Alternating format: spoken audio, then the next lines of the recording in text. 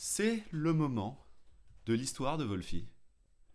Une histoire qu'a écrite entièrement Wolfie.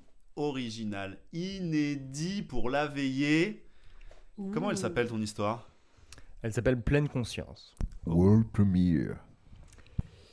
Je vais vous raconter l'histoire de Marc, un quarantenaire aux cheveux poivre et sel, qui vit seul avec Lucie, sa fille de 6 ans. Ils habitent une grande maison dans un hameau paisible, au pied d'une vaste forêt dans les Landes. Chaque matin, avant que les premiers rayons du soleil ne percent à travers les branches épaisses de la forêt, Marc se rend dans son jardin. Là, il cultive avec amour une variété de fruits et légumes que Lucie et lui dégustent au quotidien. 2 fois par semaine, il va vendre sa récolte au marché du village d'à côté. Un lieu intimiste, fréquenté principalement par les habitués, juste assez de clients pour permettre à Marc et Lucie de vivre de cette activité. La petite fille adore l'accompagner, portant fièrement son petit panier et sélectionnant quelques-uns de leurs plus beaux légumes pour les clients. Les après-midi, une fois le labeur du jardin achevé, Marc et Lucie s'offrent des escapades en forêt. Ils s'y immergent, bercés par le chant des oiseaux et le chuchotement des feuilles. À l'occasion, guidés par un élan de créativité, ils s'attellent à la construction d'une petite cabane, un refuge secret rien que pour Lucie. Marc et sa fille n'ont pas toujours vécu ainsi. Hier encore, Marc préférait les tours de la Défense aux étals du marché. À défaut d'avoir sa propre cabane, Lucie partageait avec des douzaines d'autres enfants les structures en plastique du square Jacques Bidault, dans le 2e arrondissement de Paris. À cette époque, Marc avait une épouse et Lucie avait une mère, Jeanne. Ils l'ont perdue un jour dans des circonstances tragiques. Marc était allé chercher Lucie à la crèche. Au retour, dans leur immeuble, Marc a sorti la clé de l'appartement avant d'observer la porte laissée entrouverte. Il n'a eu qu'à pousser la porte et père et fille ont alors découvert qu'ils n'étaient plus que 2 dans ce monde. Marc s'est précipité sur le corps sans vie de sa femme. Il hurlait son nom. Lucie, elle, ne hurlait pas. Depuis ce jour, aucun son n'est plus jamais sorti de sa bouche. Cet événement a plongé Marc dans une tristesse abyssale, accompagnée de crises de panique incessantes, d'autant plus intenses que l'enquête n'a jamais rien donné. Le coupable demeure toujours inconnu. Le mari de la défunte s'est alors mis à être saisi d'angoisse insurmontable dès qu'il s'imaginait une quelconque menace. Le regard appuyé d'un inconnu, un bruit strident, ou encore une ombre suspecte se dessinant au coin d'une rue. Il en a même développé une certaine phobie du monde extérieur, l'obligeant à se barricader chez lui la plupart du temps. Malgré leurs traumatismes respectifs, le père et sa fille ont noué une complicité profonde et sincère. Lui est pour elle un pilier rassurant dans ce monde chamboulé. Elle est pour lui un rayon de soleil, le rappel constant d'un amour jamais éteint. Déménager à la campagne pour remplacer le vacarme des rues par le chant des oiseaux a été salvateur pour Marc. L'anxiété qui l'étreignait en ville, cette sensation oppressante à chaque coin de rue, s'est apaisée au cœur des Landes. Avant, chaque passant croisé le faisait sursauter. Chaque 100 mètres parcourus ressemblait à un parcours du combattant. Désormais, il peut se promener en forêt ou dans le village et même vendre ses produits au marché, sans la crainte d'être submergé par la foule. Les habitants du village sont peu nombreux. Son seul voisin, un homme un peu bizarre qui a emménagé avec ses chats dans la maison d'à côté, ne sort presque jamais de chez lui. Si les crises d'angoisse de Marc sont devenues moins fréquentes, elles n'ont malheureusement pas totalement disparu. Pour lutter contre ces dernières, on lui a conseillé il y a peu de s'initier à la méditation de pleine conscience. Cette pratique consiste à porter une attention approfondie et bienveillante à l'instant présent. Lors d'une telle méditation, on s'efforce de prendre conscience de toutes ces sensations corporelles, des sons qui nous entourent, des émotions ressenties, sans y réagir ni les juger, quelle que soit leur nature. Si une pensée traverse son esprit, on observe cette pensée et on la laisse s'envoler pour se replonger dans ses sensations. C'est un moyen de se reconnecter à soi-même et de dompter son esprit chaotique pour l'empêcher de surréagir aux événements extérieurs. Marc a tout de suite senti les bienfaits de la pleine conscience, et dans une volonté de soigner efficacement ses traumatismes, il s'est imposé une discipline de fer. Chaque soir, à la même heure, après avoir lu une histoire à Lucie et l'avoir bordée, il médite 30 minutes, pas plus, pas moins. Ce soir-là, comme à l'accoutumée, Marc prend son vieux minuteur de cuisine, dont il a détourné l'usage. Il le déclenche une première fois pour s'assurer qu'il fonctionne. Puis il le règle sur la bonne durée et le repose sur la table basse du salon. Puis comme d'habitude, il s'installe en tailleur sur son coussin, dos à la grande fenêtre qui donne sur la forêt. Devant lui, une vision familière, celle de la vieille étagère en bois où trône un grand vase rouge écarlate qui appartenait à Jeanne. Dedans, d'éclatantes roses, rouges également. Marc prend en effet soin de les remplacer régulièrement, comme sa défunte femme avait l'habitude de le faire. Le soleil couchant baigne la pièce d'une douce lumière orangée. Le ronflement léger de sa fille parvient à Marc depuis la pièce voisine, le rassurant sur son sommeil paisible. Après avoir pris quelques profondes inspirations, il ferme les yeux et se laisse envahir par les sensations du moment, sa respiration ralentissant à mesure qu'il s'enfonce dans un état de sérénité et de pleine conscience. Il ressent la fraîcheur du sol sur la tranche de ses pieds nus, la chaleur de sa respiration s'échappant doucement de ses narines, le léger poids de ses paupières fermées et de ses cuisses sur le coussin. Le calme du monde extérieur se fond avec le rythme de son propre cœur. En communion avec l'instant présent, il se concentre sur les sensations du flux de sa propre respiration. Entend chaque variation du ronflement ténu de Lucie. Il perçoit des détails de plus en plus subtils qui échapperaient à une oreille distraite. Le léger bruissement des feuilles dehors, le doux chant d'un grillon, le souffle du vent, une légère variation de température. Est-ce qu'il a laissé une fenêtre ouverte ? Il observe cette pensée qui vient de lui traverser l'esprit et la laisse s'envoler, comme il a appris à le faire. Il se replonge dans ses sensations, celle de l'air frais sur sa nuque, un léger frisson qui lui parcourt la colonne vertébrale, le poids de ses mains sur ses genoux, la fatigue de ses muscles. Il remarque également un bruit lointain, peut-être un miaulement, si ténu qu'il aurait pu être le fruit de son imagination. Il ressent l'odeur humide de la forêt mélangée à un parfum inconnu. À ce parfum s'ajoute une très légère chaleur, ainsi qu'un bruit de frottement et de craquement. Puis ce qui ressemble à des pas feutrés provoque un léger sursaut chez Marc. Y a-t-il une autre présence que la sienne dans la pièce ? Il observe cette inquiétude qui vient de le traverser et la laisse s'envoler comme il a appris à le faire.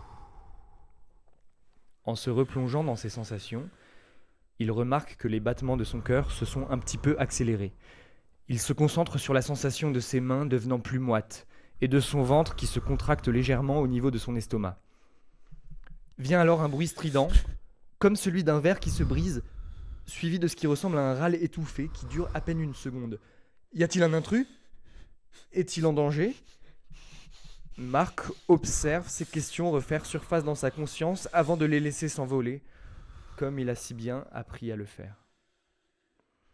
Il perçoit alors une odeur douce et familière de rose qui lui monte aux narines, lui rappelant l'espace d'un instant sa bien-aimée.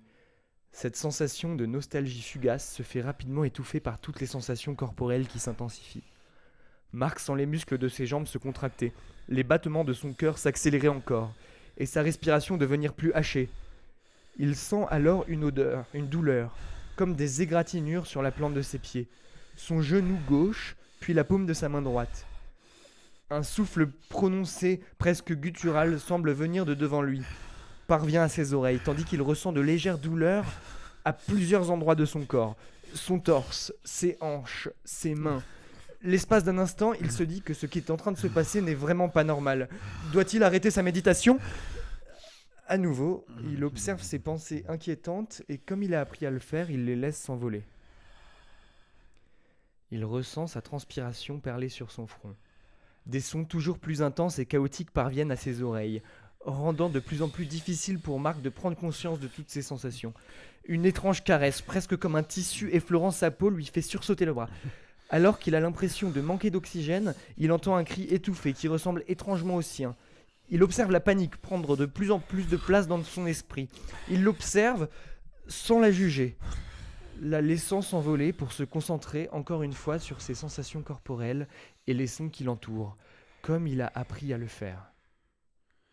Surviennent alors de nouveaux bruits de pas, plus précipités cette fois, puis des pressions se font sentir sur ses pieds. Il a l'impression de perdre l'équilibre, que tout son corps est en mouvement. À cela s'ajoutent des douleurs plus vives et plus tranchantes se multipliant sur sa peau. Il sent un liquide chaud couler le long de ses bras. Des chocs violents s'enchaînent contre sa poitrine. Des cris étouffés, lointains. Cette fois, ce ne sont pas les siens, il le sait. Mais plutôt que d'essayer de comprendre ce qu'il se passe, encore une fois, il observe cette pensée terrifiante et, comme il a appris à le faire, la laisse s'envoler pour se concentrer sur ses sensations. Il ressent une chaleur, celle d'un autre corps qui presse ses avant-bras, suivi de griffures brûlantes. Ses muscles se crispent, se contractent violemment. L'air autour de lui semble s'électriser, son corps est parcouru de secousses.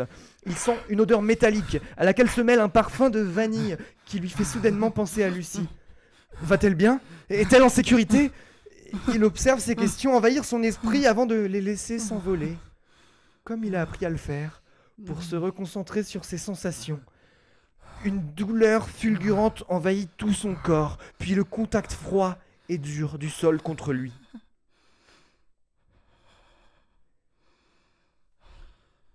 Un étrange silence, qui semble durer une éternité, avant que ne parvienne aux oreilles de Marc la sonnerie du minuteur. C'est bon, il peut ouvrir les yeux. Sa première vision est celle d'un rouge éclatant, celui de magnifiques roses, qui semblent flotter juste devant lui. Leur couleur vive contraste avec la pénombre qui s'est maintenant installée dans la pièce. Il a du mal à comprendre ce qu'il voit. Son salon semble avoir pivoté sur lui-même. Il met quelques secondes à réaliser que c'est lui qui est allongé sur le sol en position fétale. En regardant de manière plus attentive les roses devant lui, il voit alors les débris de porcelaine éparpillés tout autour, dont la couleur se mélange à celle des fleurs. Alors que ses yeux s'accoutument à la scène, il remarque un autre rouge, légèrement plus sombre. Ce n'est pas la porcelaine ni les roses. Des taches et des traînées écarlates s'entremêlent avec les pétales et les éclats de porcelaine. Un frisson le parcourt lorsqu'il réalise que ce sang est en partie le sien. Mais pas seulement. Marc est paralysé par la douleur, incapable de bouger. Il suit les marques sanglantes du regard. Son cœur s'arrête un instant. Il découvre un peu plus loin, baignant dans une mare pourpre, un petit corps sans vie, celui d'un des chats du voisin. Terrorisé, il continue de balayer la pièce du regard, appréhendant chaque forme qui s'y dessine. Il voit alors une masse légèrement plus grande que celle du chat. Il pousse un hurlement étouffé à la vue d'un des petits chaussons blancs de sa fille, taché de ce qui ne peut être autre chose que du sang. Cette vision d'horreur le sort de sa torpeur. Il surmonte sa douleur pour se redresser péniblement. En s'appuyant sur ses mains, il sent le tranchant d'un objet dans sa main droite. Un des débris de porcelaine qu'il tenait encore fermement dans sa paume pleine de sang. Il se redresse et peut alors voir la scène de crime dans son ensemble. Dans une presque parfaite symétrie, 2 traînées de sang partent de Marc pour arriver jusqu'aux 2 corps sanguinolents. Celui du chat, mais surtout celui de la petite Lucie, allongée sur le ventre juste devant la table basse, la main tendue à quelques centimètres du minuteur. Dans une dernière pulsion de vie, elle avait cherché à interrompre la méditation de son père, espérant le sortir de son état de pleine démence.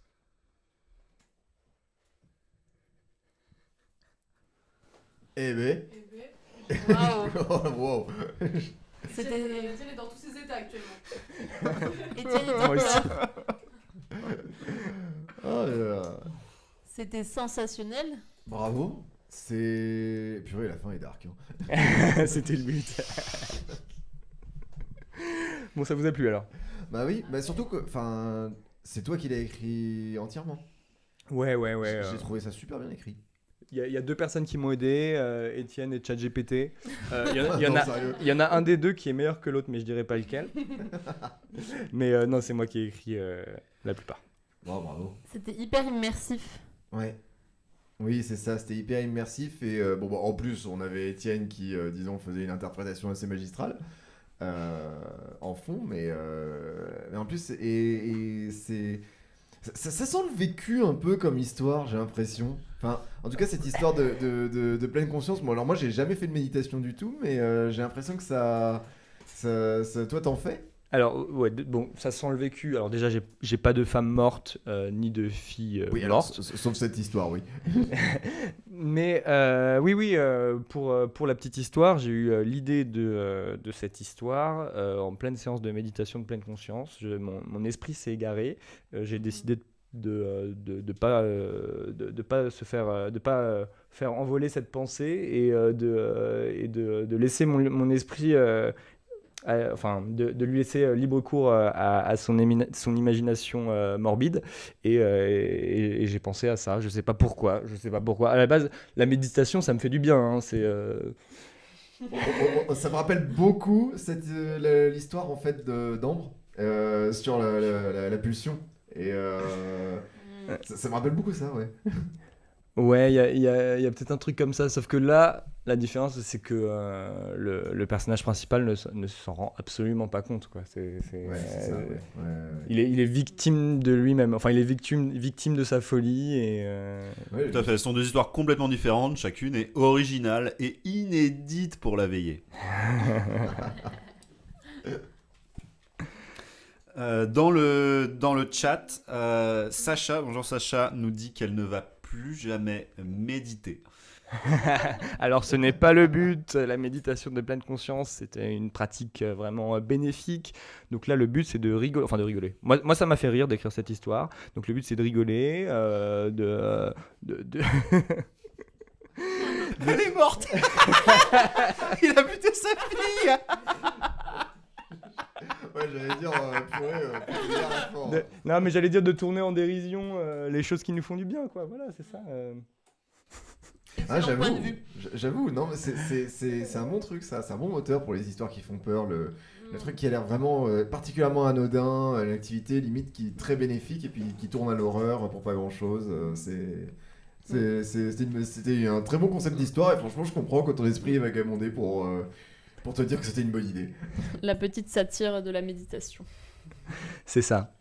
Vous avez des pratiques de méditation, les autres Absolument pas. Non. Vous souhaitez commencer Fin de la discussion. Est-ce que vous souhaitez commencer? Bah, après avoir écouté ça, je suis un peu de l'avis de Sacha. Wow, en fait, ça va être difficile de pas avoir l'histoire de Wolfie en tête, quoi. Alors, pour le coup, j'ai remédité depuis et... alors, de 1, j'ai tué personne et de 2, j'ai pas eu cette histoire en tête. J'ai réussi à faire fi de ça. Voilà, c'est... Encore une fois, hein, mon but, c'est vraiment pas de dire que... Enfin, en plus, c'est pas du tout la méditation qui l'a fait perdre la tête, hein. C'est vraiment les crises de panique. C'est ça. Et la méditation, oui, ça a fait qu'il a...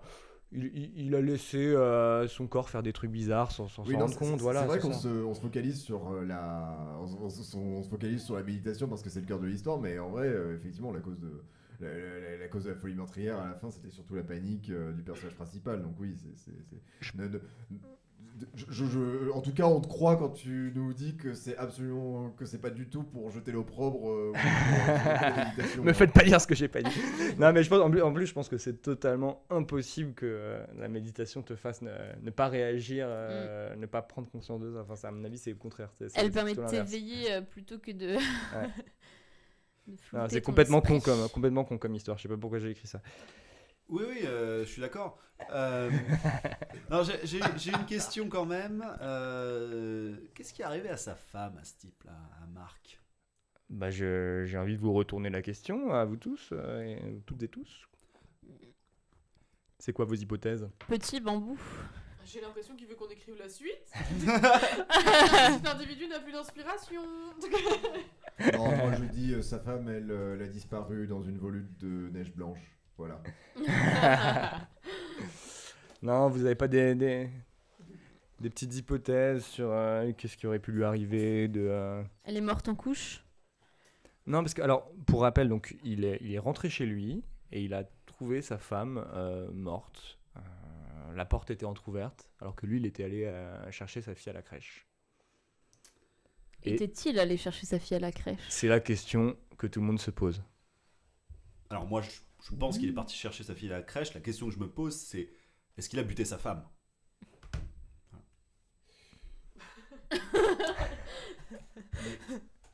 On n'y pensait pas depuis le début, on n'y pensait Ah pas. bah si, mais bon, ça me paraissait un petit peu trop évident. Et puis attends, pour moi ça colle pas. Mais bon, passons. Pourquoi ça colle pas? Bah, il a commencé la méditation après. En- Ah, les Ah. somnambules. Lionel nous dit qu'il somnambule. N'hésitez pas à nous partager vos interprétations dans le chat. Vous êtes... Waouh! Ok, à un moment vous avez été 20, maintenant vous êtes à nouveau 18. Revenez. Ils sont partis méditer, je pense. Non, en vrai, vous êtes 18 avec nous. 19, c'est inédit dans l'histoire de la veillée. On n'a jamais été 19 viewers. Donc merci à tous. Pour fêter ça, nous on va aller prendre un godet pendant quelques minutes, se recentrer un petit peu sur nous-mêmes. Et en attendant, on va vous mettre une chanson que je vous invite à écouter très sereinement. Il s'agit de Monsieur, si je ne me trompe pas, Monsieur de Thomas Fersen. On vous la laisse. Bonne écoute.